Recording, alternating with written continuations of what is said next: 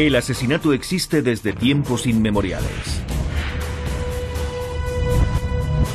Y también el afán por encontrar a los asesinos. Cuando la labor detectivesca y la ciencia se unen, nacen nuevas herramientas forenses. En 1897, en Chicago, el caso de una mujer desaparecida cambiaría la manera de cazar a los criminales. Encontraron unos cuantos fragmentos de huesos muy pequeños. La cuestión era si se trataba de huesos de animales o huesos humanos. El gran avance, la antropología forense, una manera de desvelar los oscuros secretos que esconden los huesos. Los huesos nunca olvidan y siempre dicen la verdad. La antropología forense revolucionó la lucha contra el crimen, pero un siglo más tarde se enfrenta a uno de sus mayores desafíos: intentar esclarecer los horribles crímenes de un sádico asesino en serie, conocido como el payaso asesino. Asesinaría a unas 50 personas.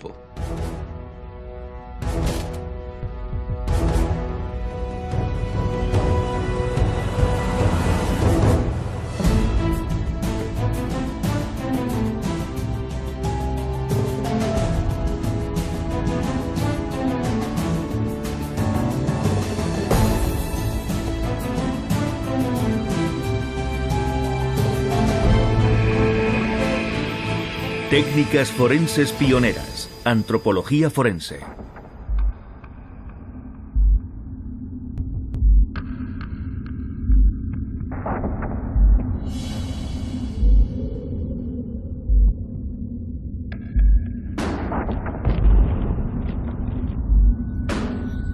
Diciembre de 1978.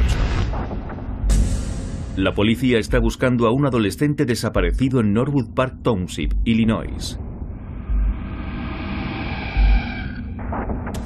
Con una orden judicial en la mano, empiezan a registrar de arriba a abajo la casa de un sospechoso de la localidad. Pero lo que comienza siendo una investigación por la desaparición de un joven, pronto se convertirá en algo mucho más perturbador. Habían descubierto la guarida secreta de uno de los asesinos en serie más infames de Estados Unidos. 10 días antes, Robert Pist, un joven de 15 años, desaparece cuando se encuentra en una farmacia cercana. La madre había visto al chico en la farmacia, a donde había ido a recogerlo en coche. Él salió fuera y al cabo de un rato la madre salió a ver dónde estaba el muchacho, pero no estaba en ningún sitio, había desaparecido.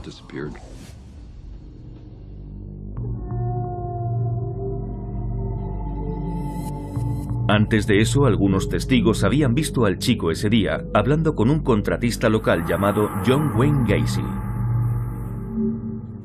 Gacy negó haber estado cerca del joven o haber hablado con él.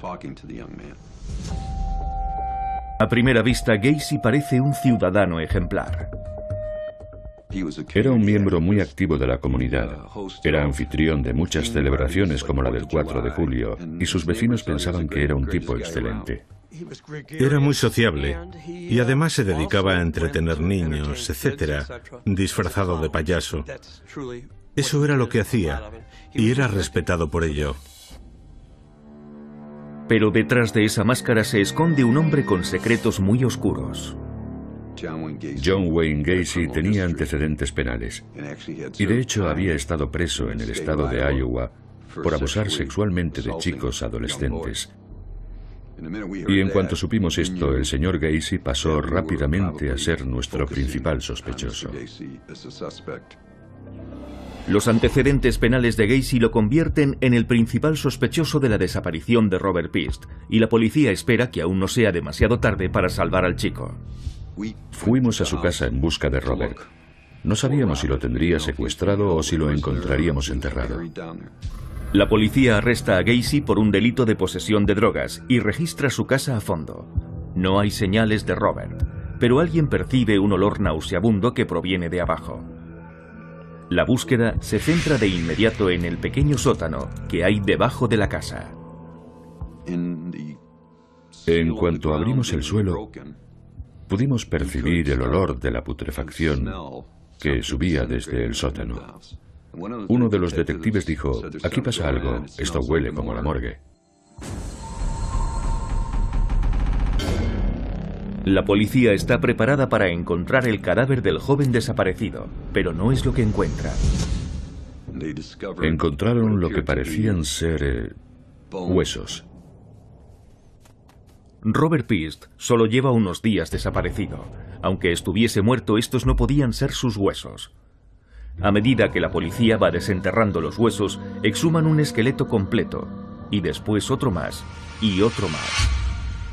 Todo empieza a apuntar a que el hombre que se disfraza de payaso en fiestas infantiles de cumpleaños puede ser un asesino en serie. Hay una foto de uno de los cadáveres en la que se ve el cráneo. Y era evidente, incluso en la fotografía, el miedo absoluto que debió sentir. Y hasta el día en que me muera, recordaré el terror de aquella expresión. Aunque realmente en una calavera no se puedan ver los gestos faciales, casi con toda certeza, lo cierto es que parecía el rostro aterrorizado de alguien a quien estaban estrangulando mientras estaba maniatado. Me preguntaba si todo aquello era real, porque jamás podríamos haber imaginado que este hombre fuera un asesino en serie. Parece que Gacy ha estado asesinando a gran escala.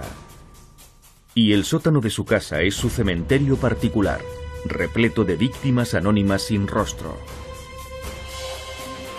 Es evidente que Gacy es el asesino. Pero la policía tiene que ser capaz de probarlo. Primero deberán averiguar quiénes eran esas personas y qué les pasó. Y para ello van a estudiar sus huesos. Los muertos no hablan, pero gracias a la antropología forense, sus huesos sí que cuentan historias.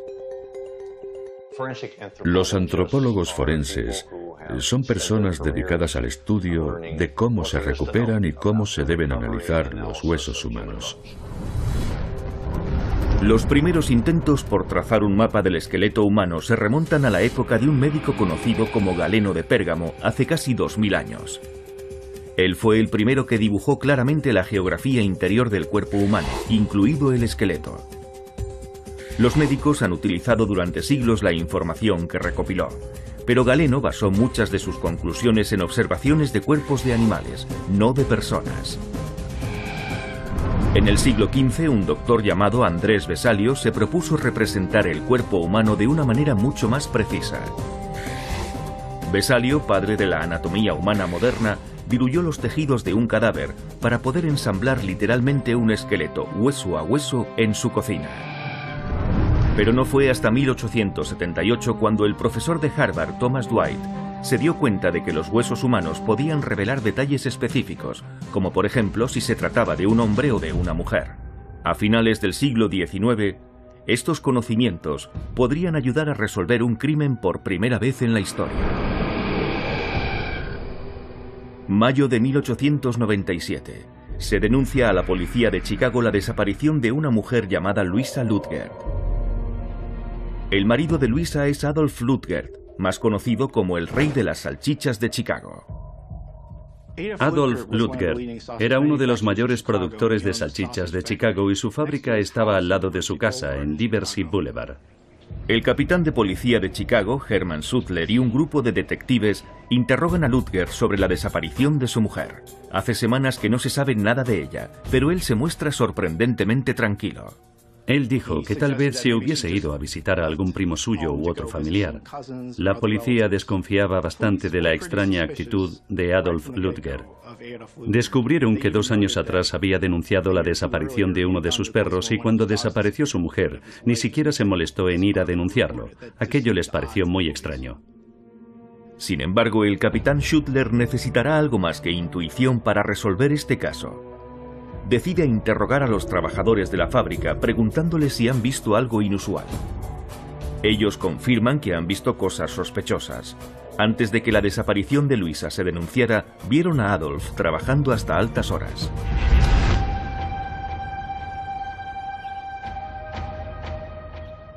Le habían visto hacer extrañas operaciones en mitad de la noche, inyectando vapor y productos químicos en unos tanques. Y a la mañana siguiente, cuando su familia se levantó y se dispuso a tomar el desayuno, fue cuando se dieron cuenta de que su mujer, Luisa Ludger, había desaparecido.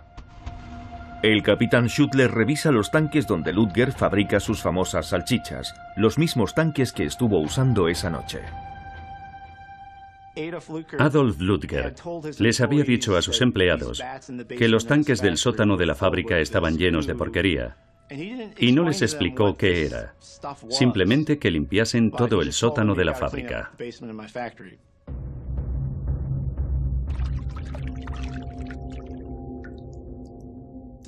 Aún quedaba un poco de ese misterioso fluido rojizo y marrón en el fondo del tanque. Cuando la policía drena los restos del fluido y raspa el fondo, encuentra algo muy inquietante. Un anillo de mujer. Es posible que alguna empleada lo perdiese mientras trituraba carne. Pero al seguir buscando entre los residuos drenados, la policía encuentra algo más. Encontraron lo que parecían pequeños fragmentos de huesos. Ludger dice que son de restos de animales utilizados para hacer la carne de salchicha. La carne se había traído desde las granjas y se había triturado para hacer salchichas en la misma fábrica de Ludger. Así que, dada la situación, no sería raro encontrar huesos de animal en los tanques. El capitán Schuttler no se lo cree. Por desgracia, no puede probarlo. No han encontrado ningún cadáver ni ninguna prueba de que se haya cometido un acto criminal. Su única esperanza, poder encontrar una manera de probar que esos huesos pertenecen a Luisa Ludger.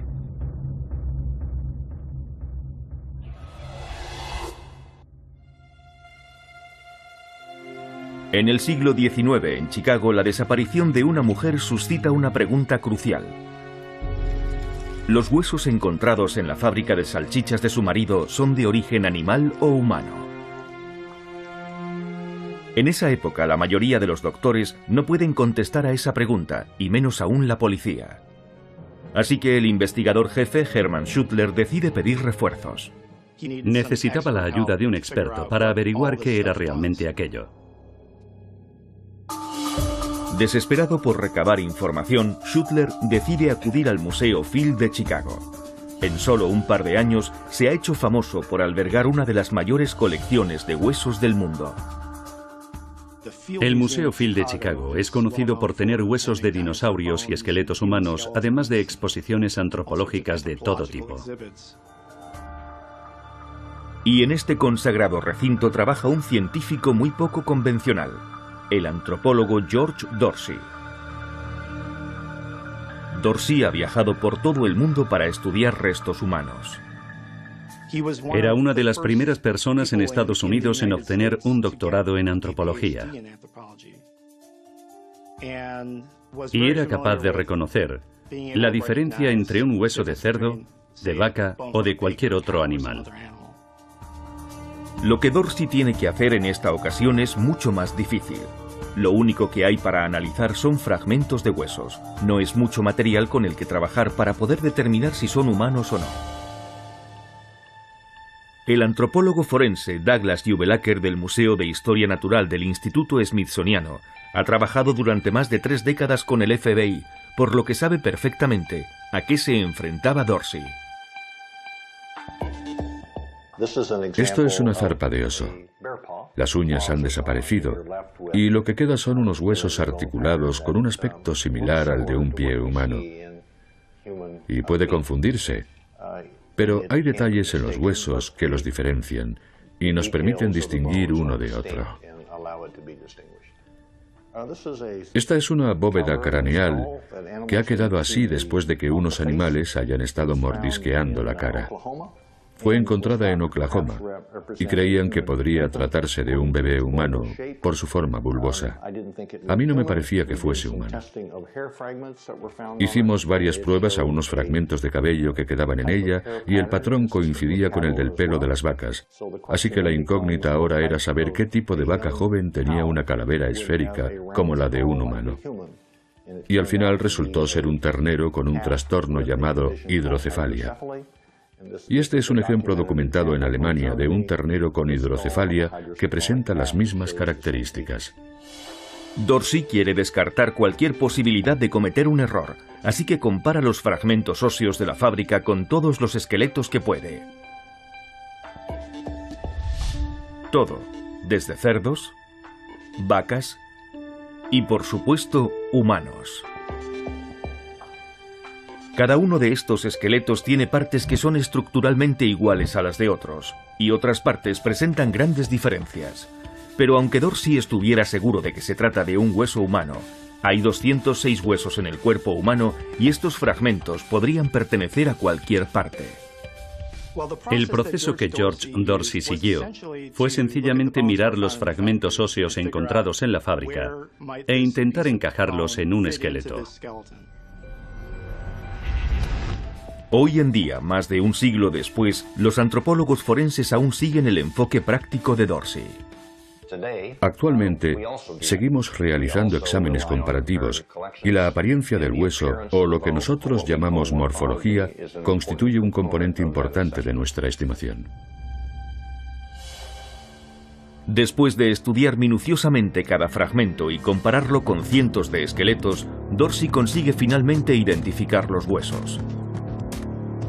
Llega a la conclusión de que algunos fragmentos son de un dedo del pie, de una costilla y de un fémur, pero no alberga ninguna duda acerca de su origen.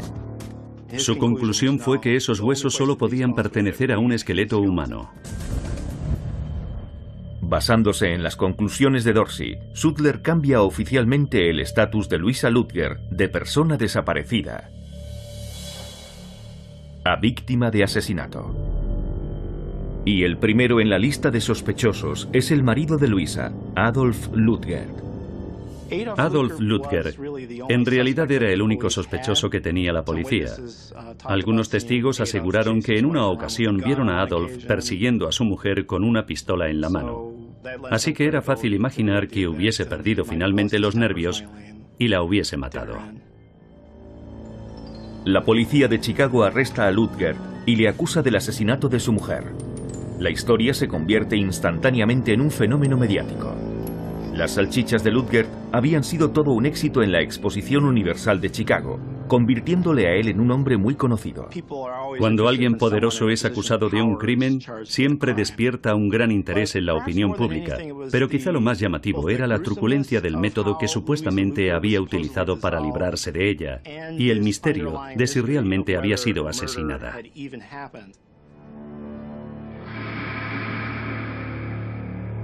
Dorsey ya ha convencido a la policía de que Louisa fue asesinada. Pero ahora tendrá que convencer a un jurado, y será una dura batalla. Es un caso de asesinato sin cadáver y sin testigos oculares. Por primera vez en la historia, los fiscales esperan encerrar a un despiadado asesino, con solo unos fragmentos de hueso como prueba. Un siglo más tarde, en 1978, la policía que trabaja en el caso de John Wayne Gacy no intenta demostrar un asesinato, sino averiguar quién ha sido asesinado y cómo. Empiezan por los huesos, lo único que queda de las 3 víctimas encontradas bajo la casa de John Wayne Gacy. Mi reacción en ese momento fue, vaya, ¿qué es todo esto? Es algo que obviamente no había visto nunca, y era demasiado para mí. En ese momento lo cierto es que no era capaz ni de entenderlo.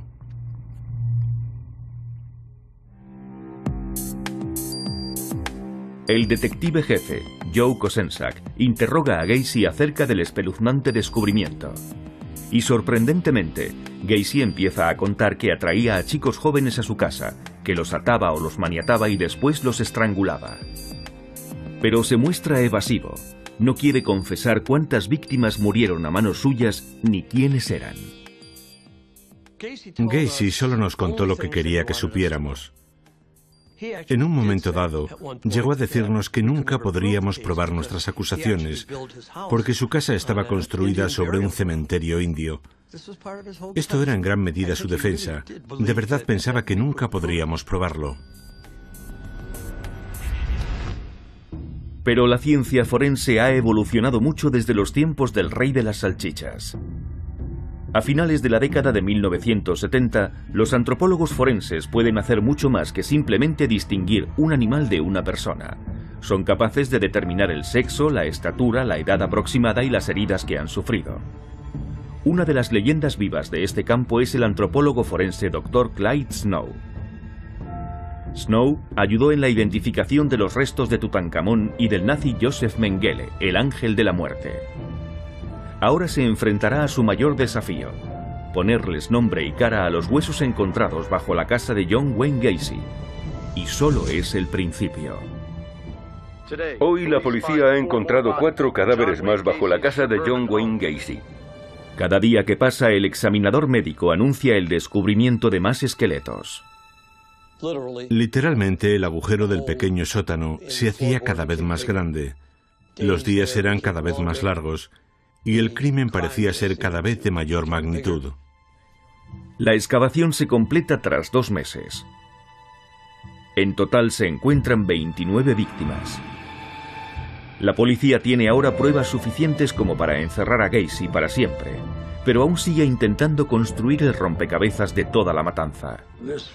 Fue la primera vez que se le pidió a un antropólogo forense que examinase tantos cadáveres, tantas víctimas pertenecientes a un mismo caso.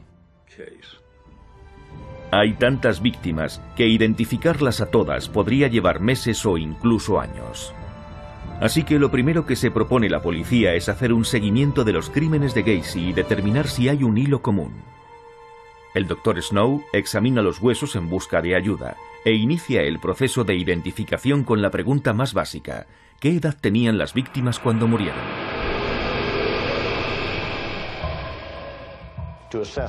Para calcular la edad a la que ha muerto un joven, los antropólogos forenses se ayudan del tamaño de los huesos, que da algunas pistas sobre la edad. Se puede ver la diferencia entre el tamaño de una tibia de un niño y esta otra de un adulto, y se puede observar cómo el cóndilo del hueso del niño en crecimiento aún está separado. A medida que el hueso vaya creciendo, el cóndilo crecerá con él hasta que se fusionen y tengan este aspecto. Esto lo saben todos los antropólogos forenses hoy en día, pero llevó más de 60 años de investigación, tras el caso Lutger, determinar los patrones de crecimiento de cada uno de los huesos. Cuando los huesos se fusionan, significa que han dejado de crecer. Y los huesos dejan de crecer a edades diferentes. Las manos y los pies en torno a los 15 años. El fémur aproximadamente a los 17. Y la clavícula, el hueso que más tarde deja de crecer, en torno a los 28 años. Cuando Snow comprueba las clavículas de los esqueletos encontrados debajo de la casa, ninguna de ellas está completamente desarrollada. La primera pieza del rompecabezas del proceso de identificación ya se ha colocado. Ninguna de las víctimas tenía más de 30 años. La siguiente pregunta es: ¿de qué sexo son las víctimas de Gacy?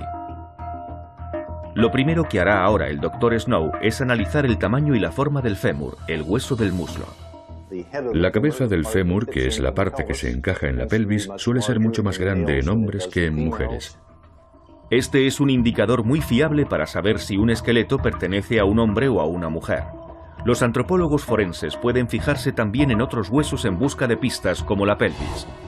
Las mujeres suelen tener la pelvis más ancha y redondeada para facilitar el parto.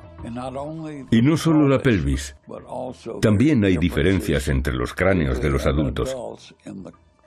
Los hombres, por ejemplo, tienen el arco superciliar muy marcado y se encuentra aquí, encima de los ojos.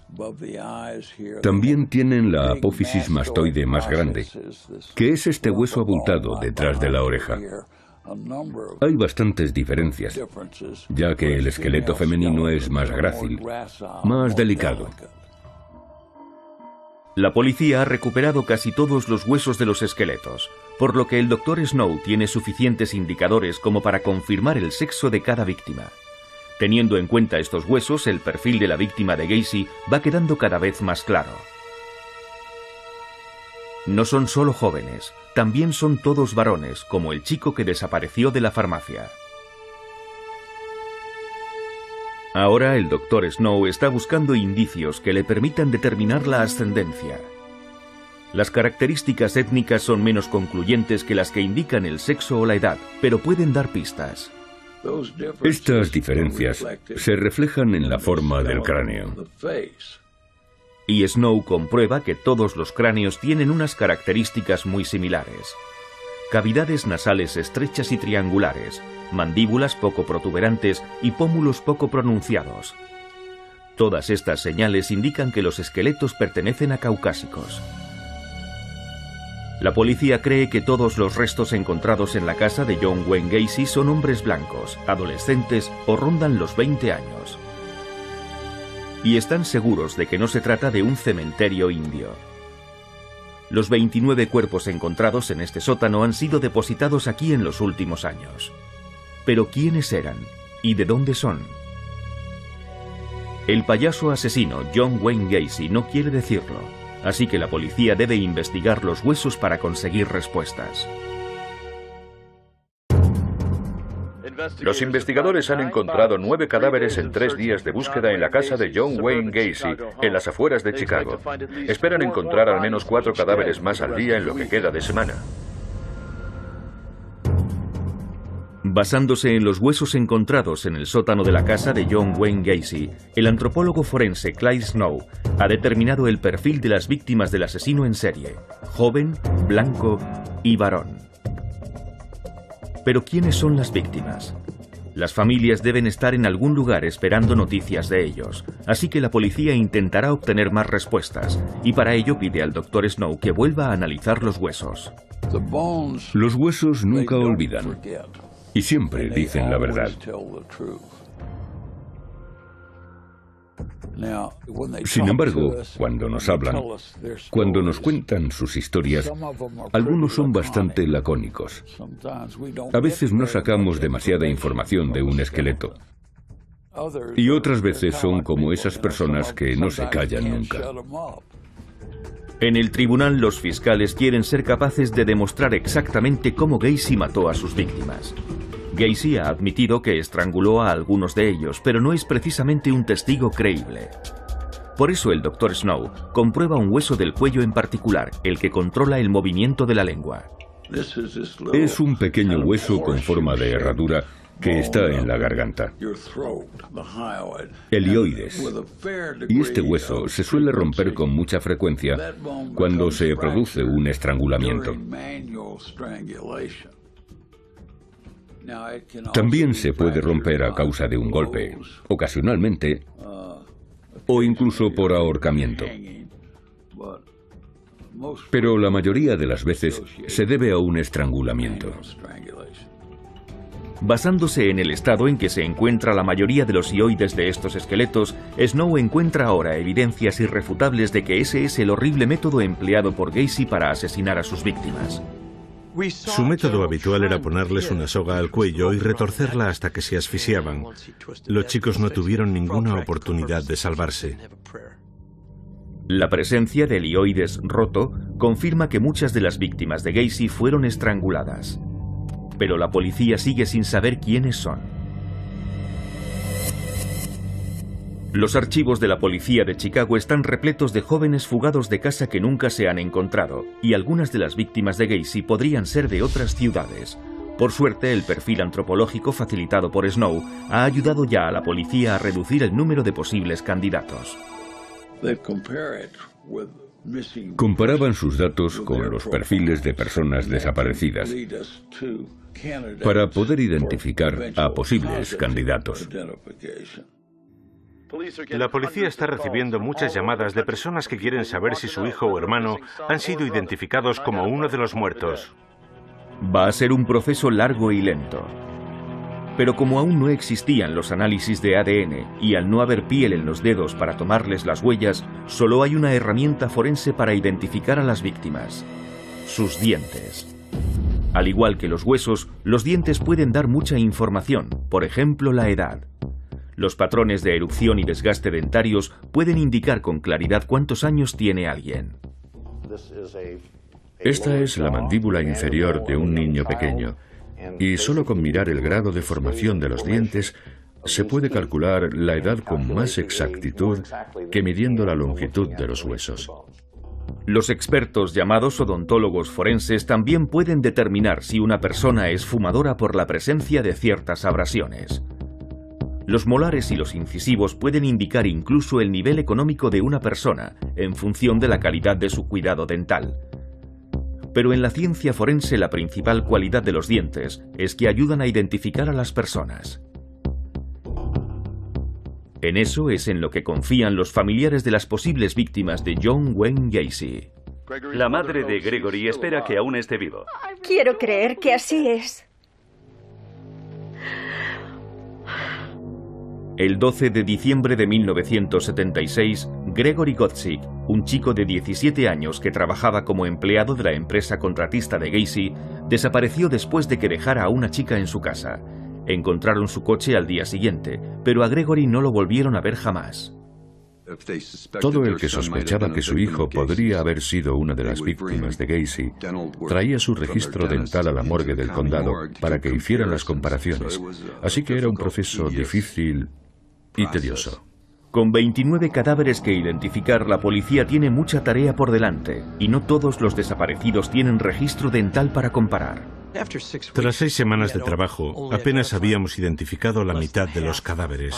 Y Gregory Godzik, de 17 años, es uno de ellos, lo que destruye las esperanzas de su madre, después de haber estado rezando porque siguiese vivo. Y sin la ayuda del ADN o de las huellas dactilares, el Dr. Snow no tiene muchas más opciones. Pero se le ha ocurrido una idea muy innovadora para intentar identificar a más víctimas. Snow y una artista forense llamada Betty Pat Gatliff habían sido pioneros en aplicar piel a un cráneo, consiguiendo así una reconstrucción aproximada del rostro de las víctimas.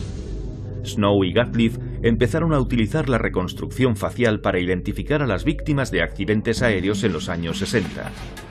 Y en la época del caso Gacy, la técnica está muy perfeccionada. Estas esculturas se hacen con un propósito muy concreto. No se hacen para exhibirlas en un museo o para que sean bonitas. Su único objetivo es conseguir identificar a alguien.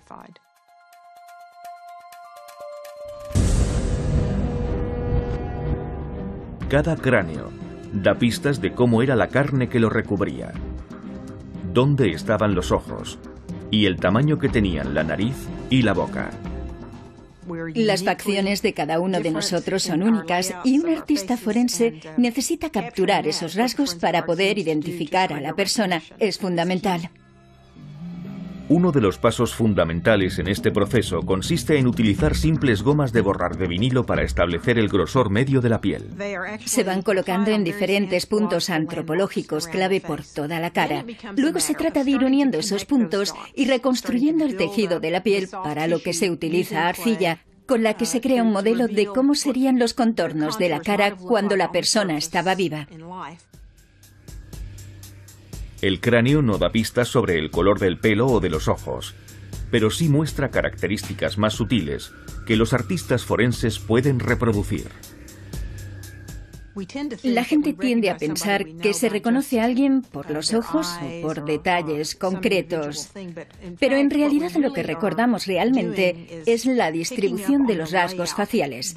La relación espacial entre los rasgos de la parte central de la cara, el triángulo que forman los ojos, la nariz y la boca, y los pequeños detalles son primordiales a la hora de reconocer a una persona. Ahora, por fin, la policía ha podido poner rostro a 9 de las víctimas de Gacy que estaban sin identificar, pero ¿podrán ponerles nombre? Poco después publican las imágenes en los medios de comunicación con la esperanza de que alguien en algún lugar pueda reconocerlos. En el caso Gacy, la policía al menos contaba con esqueletos completos y pruebas fiables de que se trataba de un asesino en serie. Pero 100 años antes, todo lo que tiene la policía son unos fragmentos óseos y la denuncia de una mujer desaparecida. Aún no hay prueba de que Louisa Ludgert haya sido víctima de un asesinato, ni de que el famoso rey de las salchichas de Chicago la haya matado. En términos legales había una cuestión clave llamada corpus delicti, cuerpo del delito, según la cual, para poder acusar a alguien de un crimen, antes se debe haber probado que el crimen se ha cometido. Así que la primera pregunta es, ¿ha habido un asesinato? Y había gente en Chicago, Adolf Ludger entre ellos, que aseguraba que no se había cometido ningún crimen, que Louisa Ludgert se había ido. El antropólogo George Dorsey cuenta una historia muy diferente. Él cree que Louisa fue asesinada y está intentando probarlo sirviéndose de unos cuantos fragmentos óseos, algo que nunca se ha hecho hasta ahora. Este es el primer juicio en el que un antropólogo testifica como perito. Tuvo una enorme repercusión mediática. Muy parecido a lo que pasó en el juicio de Casey Anthony o en el caso de O.J. Simpson. Había una cobertura total las 24 horas del día. Los periódicos publicaban ediciones extra. Miles de personas iban al tribunal para intentar ver el juicio. Todo el mundo quería verlo, por lo que la sala estaba siempre a rebosar. Y cuando George Dorsey testificó, resultó muy creíble y muy conveniente cuando aseguró que los restos de huesos pertenecían a diferentes partes de un esqueleto humano. Y entonces Dorsey va un paso más allá. Teniendo en cuenta el tamaño de todos los huesos en conjunto, el fémur, la costilla y el dedo del pie, se da cuenta de que todos son más pequeños que el tamaño medio de los de un hombre. Su conclusión: los huesos pertenecen a una mujer. Y Louisa Ludgert era una mujer de estatura pequeña. Los abogados defensores interrogan a Dorsey, pero por más que intentan confundirle, no consiguen que cambie sus argumentos. Los fiscales han hecho un trabajo muy persuasivo, pero solo se basan en pruebas circunstanciales y en las conclusiones de un antropólogo que nunca ha testificado en un caso criminal. Así que la defensa recuerda a los miembros del jurado que se trata de la opinión de un solo experto. La defensa sigue insistiendo en lo mismo, intentando crear dudas en los miembros del jurado. Los abogados de Ludgert contrarrestan entonces el testimonio estrella de la acusación trayendo a su propio experto, el Dr. Walter Allport, profesor de anatomía de la Universidad de Northwestern, y después de examinar algunos de los fragmentos de la costilla llega a unas conclusiones muy distintas. El Dr. Allport analizó los mismos huesos que había estudiado George Dorsey y dijo que pertenecían a un cerdo. Las costillas de los cerdos y las de los humanos tienen características similares, por lo que la opinión de Allport es más que plausible. Como ocurre hoy en día, en el estrado de los testigos había expertos con opiniones enfrentadas. Si el jurado cree en los argumentos de Dorsey, el rey de las salchichas pasará entre rejas mucho tiempo. Pero si no le creen, un acusado de asesinato será puesto en libertad. A comienzos del siglo, la mujer del rey de las salchichas de Chicago se supone que está muerta, y estos fragmentos óseos son las pruebas clave contra su supuesto asesino, su propio marido. ¿Pero los huesos son humanos o no? El antropólogo George Dorsey, cuyo trabajo consiste en el estudio de los huesos, responde afirmativamente y ha comparado metódicamente los huesos con decenas de huesos de otras especies de animales para demostrarlo. El profesor de anatomía, Dr. Walter Allport, insiste sin embargo en que puede determinar el origen de estos fragmentos óseos simplemente observándolos. Así que los fiscales deciden someterle a una prueba. Le llevaron varias muestras de huesos durante los interrogatorios. Se los dieron, él los miró y dijo que eran de un perro.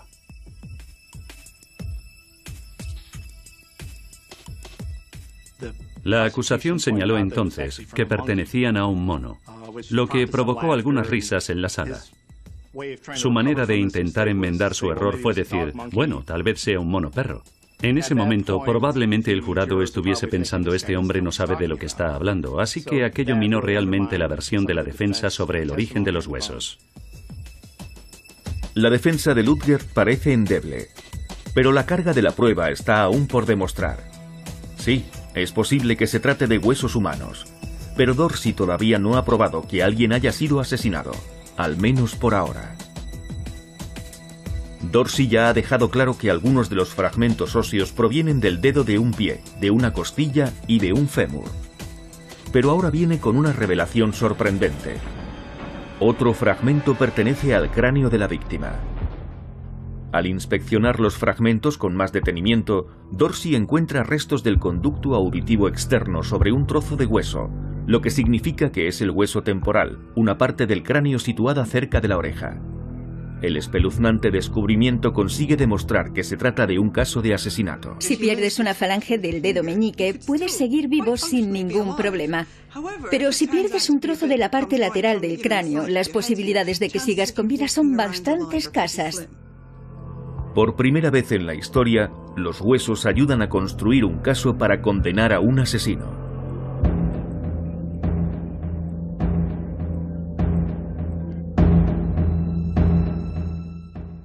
Los 12 miembros del jurado deciden que es culpable.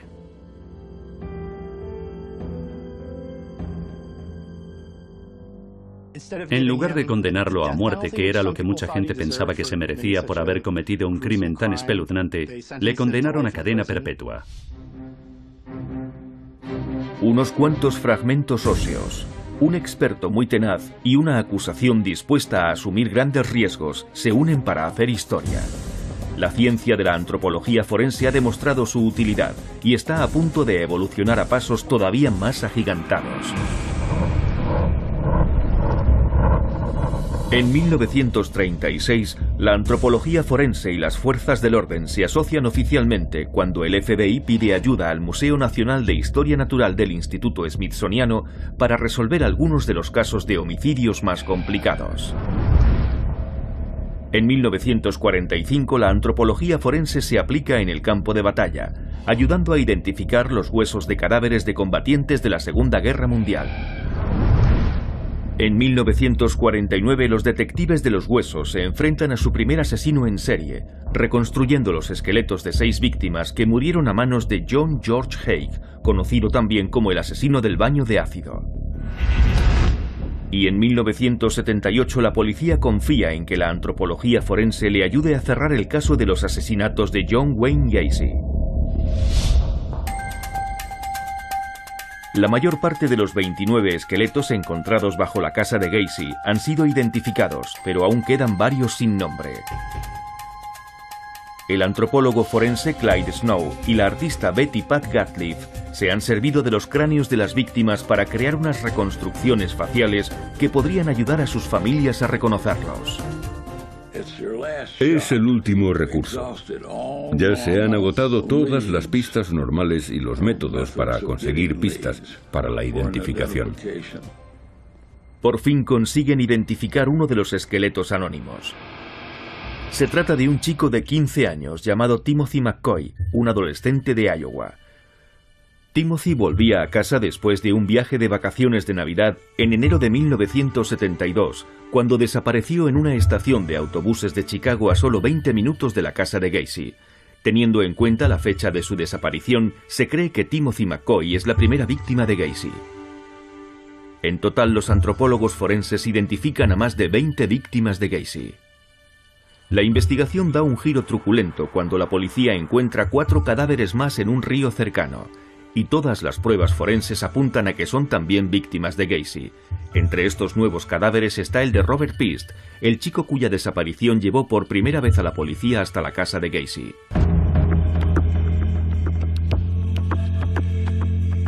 El 6 de febrero de 1980, Gacy se enfrenta a un juicio por los asesinatos de 33 jóvenes y adolescentes. El mundo de la antropología forense ha recorrido un largo camino desde los días del rey de las salchichas. Los huesos encontrados en el sótano de Gacy son una prueba muy poderosa e innegable. La defensa alegó enajenación mental, que era realmente el tipo de defensa a la que esperábamos enfrentarnos. Básicamente la única defensa posible con este caso. Y era algo que me preocupaba mucho. No olvidemos que yo era el fiscal de un caso único. Ningún jurado en los Estados Unidos había tenido que enfrentarse a algo así. Así que lo más probable es que pensasen que ese hombre tenía que estar loco. Mientras que Gacy alega enajenación mental, los fiscales utilizan los restos de sus víctimas para tejer la historia de un sociópata que conscientemente atrajo a hombres jóvenes y adolescentes hasta su casa y después los asesinó sin piedad. Con los huesos de las numerosas víctimas de Gacy como pruebas en su contra, el veredicto no sorprende a nadie. Gacy fue declarado culpable de los 33 asesinatos y por ello fue sentenciado a muerte. El 10 de mayo de 1994, Gacy es ejecutado por inyección letal. Hoy, la calle en la que vivía Gacy no parece distinta a cualquier otra. Su casa se demolió y se tapó la fosa común donde estaban los cadáveres. Pero el legado del caso Gacy aún pervive. En gran medida, porque situó la antropología forense en el centro de atención. Y este campo ha ganado preponderancia desde entonces. Hoy día, herramientas como los microscopios de alta potencia ayudan a los antropólogos forenses a obtener resultados que jamás habrían podido imaginar. Nos permite analizar el interior de los huesos, lo que nos da información muy relevante para muchas de las áreas de interpretación en la antropología forense, y eso puede dar lugar a descubrimientos muy importantes. La tecnología de animación digital permite también a los antropólogos forenses obtener información más detallada sobre huesos antiguos. Gracias a la animación digital he podido escanear estos fragmentos de un cráneo y ensamblarlos virtualmente con la ayuda de un antropólogo forense y darles la orientación correcta para obtener un cráneo virtual. Y de otro modo me habría resultado imposible aplicar un rostro a ese cráneo. Ahora la antropología forense empieza a servirse de las últimas técnicas y herramientas a gran escala. El Dr. Clyde Snow trabaja actualmente en Guatemala intentando identificar miles de restos de esqueletos enterrados en una fosa común.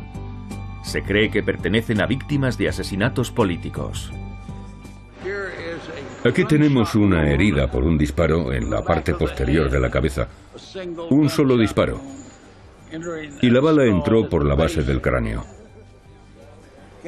¿Crees que los autores de estos crímenes pudieron imaginar, ni siquiera en sus peores pesadillas, que terminaríamos encontrando a las víctimas? Estarían convencidos de que nadie los buscaría jamás. Seguro. La antropología forense solo tiene un siglo de historia, pero actualmente los detectives de huesos están llevando la ciencia a un nivel que no se creía posible alcanzar. Hoy es posible resolver asesinatos e identificar a los muertos utilizando tan solo los huesos de las víctimas.